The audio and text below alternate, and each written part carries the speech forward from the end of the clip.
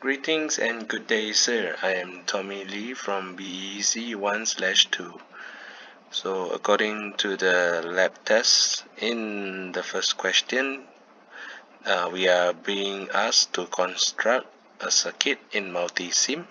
So this is what I have construct, and I will show you the simulation. So this is what I get.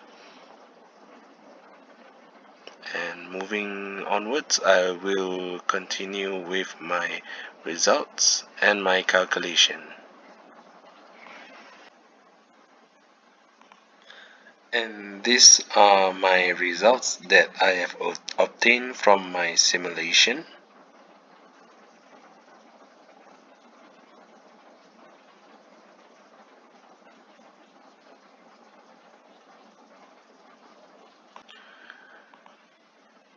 Okay, on to question 2. We are asked to write a Matlab program to find the hypotenuse of a right angle triangle, where we have been given side A equals to 4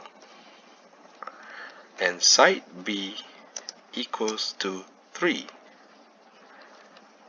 So we are going to find the hypotenuse of C. So here I'll be using the command hypotenuse, hypo T, and in bracket I will put in A and the P variable.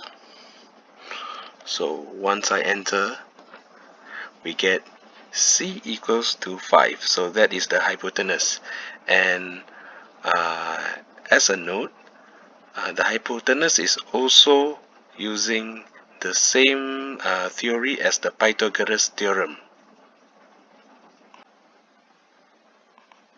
Alright, so on the next procedure, we are asked to find the average of 3 arbitrary numbers. Okay, so the first variable A is equal to 35 and B is equal to 21 and C equals to 13, and I will format compact below it.